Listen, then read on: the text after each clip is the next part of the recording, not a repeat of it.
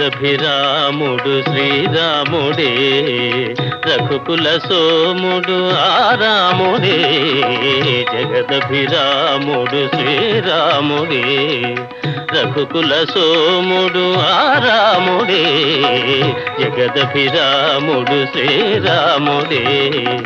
జనకుని మాటల తలపై నిలిపి తన సుఖముల విడి వనితామణితో వనములకేగిన ధర్మావతారుడు జగదభిరాముడు శ్రీరాముడే.